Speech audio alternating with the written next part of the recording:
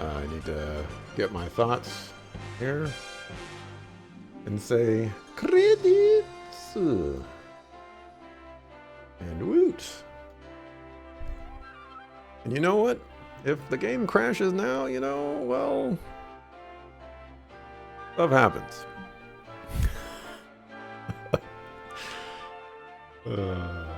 Then back to Grandia 1 music. Yeah. All right. Grandia 2 has been conquered. It's been a wild ride for sure. There was a great concern of being able to finish this game, but managed to pull it off. So overall thoughts, I thought the game was okay. I'm not. Here's the thing. I understand that this type of story can be appealing to a great many people, where it's like, yeah, friendship, happiness, the power of our hearts combined, Captain Planet, all these great things. But this stuff just doesn't interest me at all. It's 1000% cheesy. And let me just lower this. It's always just too loud. It's always cheesy, and the delivery of, like, the voice acting for the lines, the writing of the lines, it's not really my thing. So I found that aspect to really weigh down on this. So it ultimately just, it comes out to, yeah, the game's okay. It does what it needs to do. But I definitely would prefer, I guess, a different approach. I'm not a power of friendship person. For the story, was it satisfying? Not really. I think the ending there lingered for way too long. I don't think we needed to fight Valmar again and Millennia, and then go into a 3-person party. Like, all of that just needed to be cut out. Fight Zera when we fought him, and boom, we're all good to go. Did it feel complete? I feel like in a technical sense, you could probably make the argument that, yeah, it feels complete. But I'm not really there. What about Millennia? She's the wings of Valmar. If we destroyed Valmar, how is Millennia still around? Ryudo, he's the horns of Valmar. We killed Valmar. How is Ryudo still around? Are we gonna get an after credits scene where, Zera / Valmar laughs maniacally, or like a little ghost appears behind Ryudo and Millennia, to be like, ah ha ha, we are not dead. I don't know, I feel like that's important, and that was just ignored. How was the pacing? I think the pacing was okay for the most part. Man, this music is still too loud. There were a couple of moments where I was like, this is annoying. Oh, Ubisoft did the localization. Interesting. There were a couple of moments where I thought the pacing was annoying, and it's usually when Elena was like, I want to do something that is different, and I want to help people. And then there were other instances where she's like, no, I don't want to help people. I want to do my own thing. And it's like, can you make up your suckerful mind? My goodness.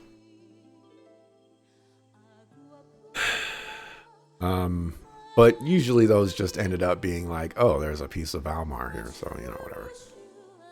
Thoughts on story? I should also throw it out there that my thoughts on this game are not as comprehensive as I would have liked. Um, One of the reasons for that, I think, is because, uh, or at least my theory, is when I stop playing this game, like, I, like, everything about it just leaves my mind and I go do something else. You know, it's kind of like how when I clock out for work, I just don't think about work anymore. Um, and I think that's probably what hindered my ability to uh whatchamacallit, to like write down my thoughts. But anyways, for the story, feels like we're stumbling to the end of the world without getting the opportunity to entertain the important questions, such as Elena and Millennia's relationship, or Millennia absorbing Valmar parts and why we let it happen when Valmar is evil. Yeah, I don't think we really touch on this stuff very much. Um, we know that Millennia is like with Elena, but and we know that Millennia is the wings of Valmar, but like, why is Millennia, you know, an actual person of sorts when none of the other parts were like that? Why? What makes Millennia or the wings more unique and different than all the other pieces? We never explored that. It's just like Millennia is Millennia. It's just like that's not an answer. And then Millennia absorbing the parts. It's like, hello, you know, this is a bad idea. You know, weren't we already told that if you if you collect Valmar wants to collect all the parts so he can be reborn again, and we're just letting Valmar do that, and we're just okay with that. You know, it doesn't make any sense to me. The interactions between Ryudo and Millennia can feel extremely forced. Add Elena into the mix, and the things just don't add up very well. The love arc, Millennia sacrificing herself to save Elena and Ryudo. Elena submitting to the church when she's uh, doing things completely against their teachings. Yeah, I feel like the characters, uh, I feel like they were driven by the story rather than by how those characters, in my interpretation, would act. I feel like Elena, sure, she put a great amount of value on her faith, but she also saw Celine summon the body of Valmar, and Celine was also the heart of Valmar. And then she learned that Zera is basically working for Valmar and wants to become Valmar and put all these plots into motion. And, you know, instead of standing up to him, she just submits to him, and it doesn't feel justified. It's just, she just says, you know, like, I'm just gonna come with you. And then when he basically tells her, like, yeah, I'm going to kill you and stuff like that, you know, she's just like, you know, if that's what it's gotta be, it's like, come on. Elena went through this entire game with a specific attitude, and then it just flip flops for that. Come on, man. And then, you know, the love triangle thing, I could do without that. If Zera didn't need Valmar to be complete before absorbing its power, why did he wait in the first place? Yeah, I don't get it. Like, he was missing the horns the entire time, and when there was the scene where Millennia was trapped, and he was like asking Millennia to give him the power or whatever, and Millennia's like, nah, I'm not gonna do that. So he just says, you know what? All right, I'll just take the power. It's like, why didn't you just take the power to begin with? If you had that ability, you could have. You don't need Millennia's permission, so why would you ask it? And on top of that, he already had access to the heart. He had access to the wings. He had uh, access to the horns. He had access to the claws. And like, that's enough pieces for him to be like, you know what? Let's revive Valmar. Why does he need to wait until the end of the game where he's just missing the horns to engage his masterful plan? It makes no sense. There is the Day of Darkness thing, but they don't really touch on that at all. Is it required that he can't be reborn until all the parts are collected on the Day of Darkness? Is there, you know, a 3/5 rule or something where, you know, you need 3/5 of all the parts to be able to move past go? Where's the answers to these questions? For the writing, I mentioned this a little bit before. I'm not really a big fan of the writing of this game. This stuff about, you know, believe in the hearts of the people and all this other stuff, it's just not my thing. I don't enjoy it. It's silly. It never comes across as serious to me. And then on top of that, like, just the actual scene direction and things like that don't really add the weight that maybe was intended. For gameplay mechanics and design, what gameplay elements stand out?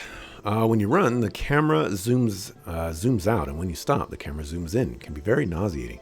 This was pretty annoying. I know in the first Grandia game, in combat, the camera would like zoom out and zoom in like a bunch of times. I don't remember what specifically was the trigger for that, but that was really annoying. And like, if you ever paid any amount of attention to that, it was rough times. And I think they could do without that camera zoom. Elena transforming into Millennia at random points in the story is annoying. Yeah, this game has a thing with its character usage where it decides that, you know, this character is going to be a part of this particular story sequence, and you basically lose access to the other character. And if the characters were identical, except for looks, personality, and stuff like that, maybe a few stat changes, you know, just to throw some quirks in, you know what, fine. But their skills are completely different.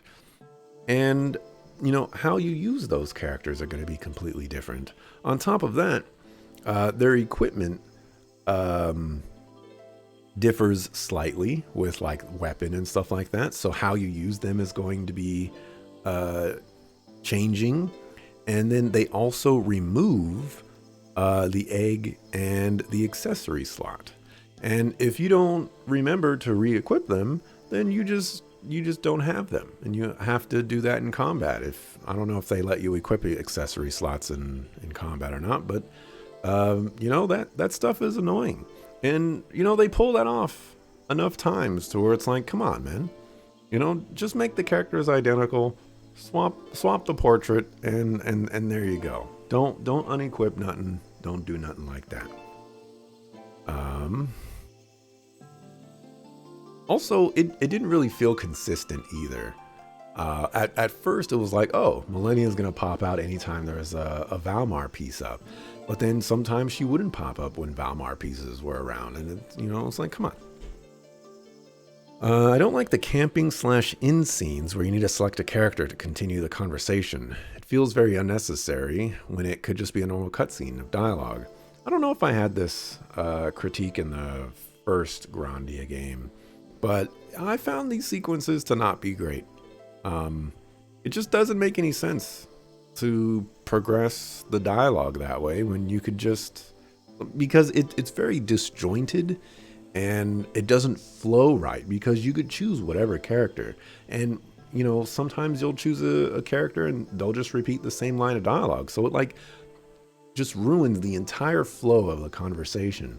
Just have them sit around a campfire and just talk. It'll feel way more natural.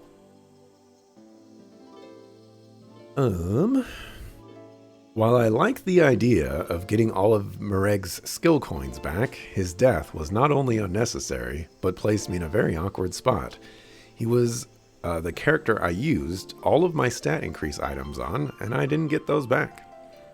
Yeah, characters dying in video games can be a very powerful thing. And, it's there can be some good there. Unfortunately, I would say most of the time it's a bad thing. And this game's execution of it was better than most, but still not good. For combat, I'll definitely have to say that I enjoyed this combat quite a bit. I think it's really cool to play a turn-based combat system and have it be have it take a different approach. I know in the first Grandia game, I didn't really understand the combat system as much as I would have liked, and there were aspects of it that just felt extremely inconsistent and didn't work. And in this game, things just fell into place for me. The tutorials that were in the game were hugely helpful. They were amazingly helpful in learning how the combat system works and how I'm supposed to use it to take advantage of certain situations and certain moments. And that allowed me to play on the cancels or, do combo attacks at certain points and things like that. Like, it was super helpful. And on top of that, the skills, being able to do cancels and things like that, it was very, very helpful. I like the spells. I think I don't remember exactly, but I feel like they nerfed spells in this game. They don't feel as strong as they were in Grandia 1. I feel like there were AoE spells that reduced, like their speed and their act and things like that. And they got rid of stuff like that in this one. But I enjoyed that. I'm kind of on the fence about the eggs, because on one hand, it's very cool that you can customize your characters with what spells you feel is helpful. But on the other hand, I feel like most of the time I just wanted to stick with a very specific strategy of heals and buffs, and then one person can do magic damage, and that'll be it. Because I feel like there's a necessity to put a lot of focus on canceling attacks, because attacks are extremely dangerous, and sometimes there's multiple parts and things like that. So having multiple people cast offensive magic seems counterproductive. And I'll throw in skills too. I kind of liked the implementation of skills. Not necessarily that they're in like these skill books that you have to unlock, but the fact that they could be swapped around, and you can even get duplicates from other books. And if you wanted to, you can equip someone with, 3 life up skills and things like that. It added a nice bit of customization, which, coupled with the eggs, made characters feel more dynamic and stuff like that. They could take it even a step further and make moves customizable in a similar way. That way you wouldn't run into the problem of certain characters. You don't have to worry so much about certain characters dying and things like that, because you can move that stuff around to fill in the holes. Some other stuff, the spell and ability animations are unskippable and take a really long time to complete. It's as much as I appreciate the effort that was put into the spell animations, which were definitely very different from the rest of the game. Some of them felt like they were like hand drawn or hand animated or something like that, or maybe they were like movie files or something like that. Um, they they're very distinct, and a lot of them look very, really cool. They do some cool stuff, but some of them are just, they take a long time to do, and you don't want to sit through that all the time. And then, many spells and abilities have a sort of hand-drawn element to them. Yep. For dungeons, I didn't really enjoy too many dungeons. Or I would say that none of the dungeons really stood out in a good way, I guess. Nothing pops in my head. We're like, this dungeon was the bomb diggity. I will say the dungeon where I had to do the elevator puzzle, that dungeon was not my favorite. And every dungeon related to Valmar at the end of the game wasn't really my thing either. For cardinal sins, removing a key party member without sufficient replacement. I need to add Tio to this because y'all removed Tio. You know what? Oh, we were having her on there. So in this case, Millennia is removed from the party multiple times. Elena is removed from the party multiple times. Roan is removed from the party like twice. Mareg freaking dies towards the end of the game, and he's just gone. And then Tio is removed at the end of the game. Tio is my spellcaster. And then you want to go and make me fight the end of the game with 3 party members? Come on. Get out of here with that. And positional damage without the ability to reposition.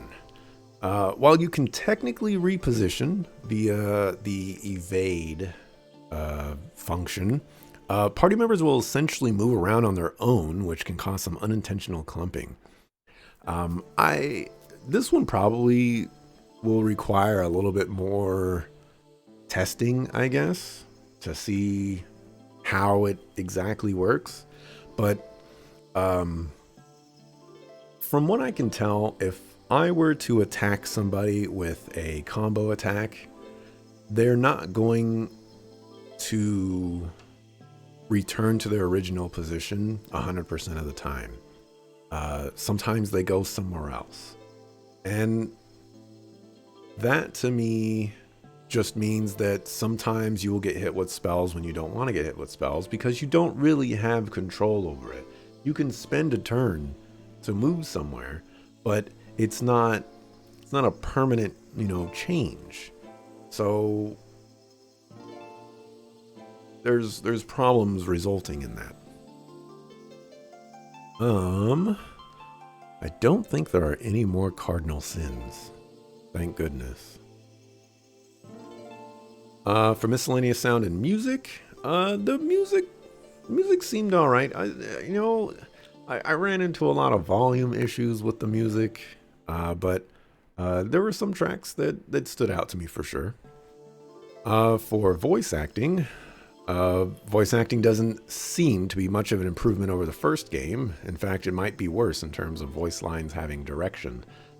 In the first game, there are like a few characters that come to mind where I was like, voice acting's not great for those characters. In this game, I feel like the voice acting wasn't great for pretty much every character, which is, could be the fault of the vocal coach, director person, could be the fault of the voice actors and actresses. I don't know. But not necessarily trying to apply fault here, just saying that, the voice acting wasn't great. I will say that it didn't really detract from the game, but if the voice acting was better, I think the game would have been better. So maybe it detracts in that way. For graphics, I actually like the look of this game quite a bit. I think they did a really good job with the 3D in this.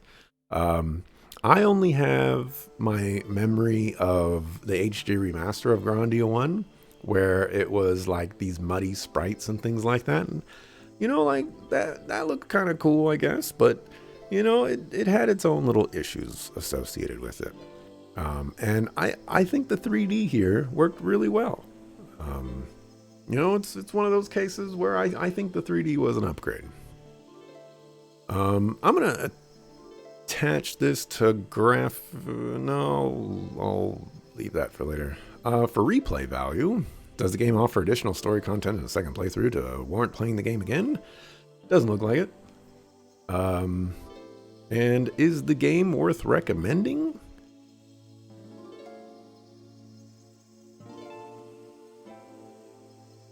I would say there are some scenarios where I could see myself recommending this game.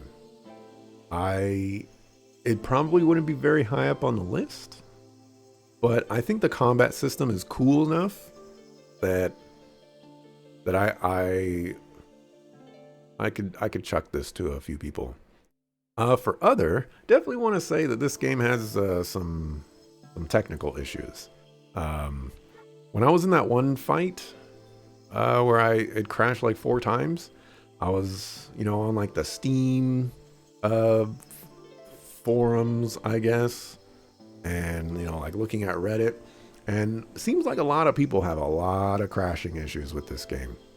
And thankfully, the crashing issues that I had were I guess mitigated to some degree.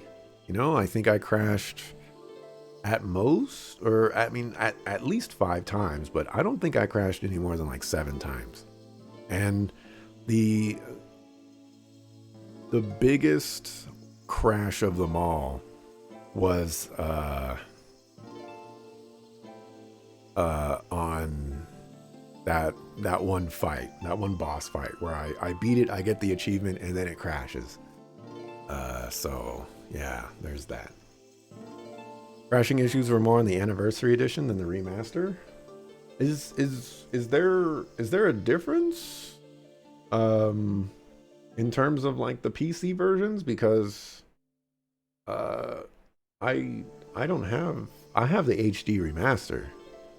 I don't have the anniversary edition, unless they're exactly the same and just have a different name. I don't know.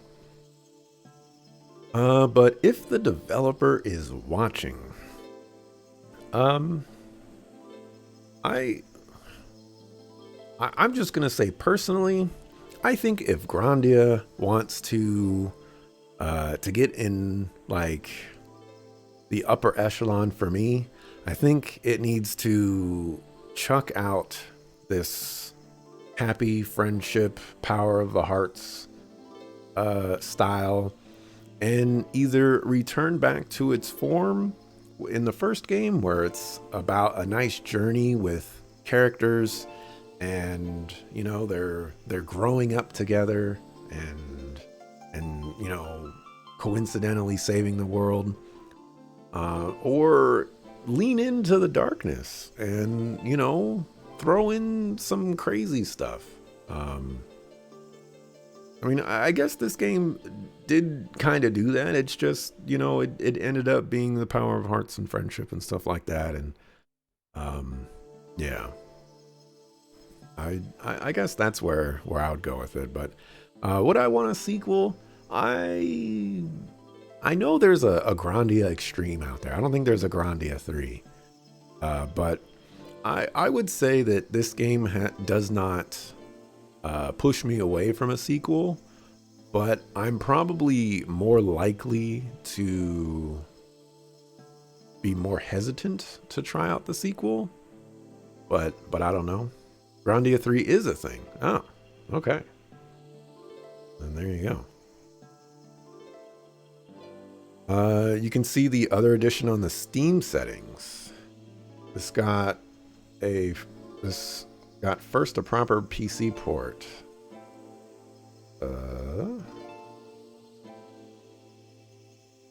Steam setting.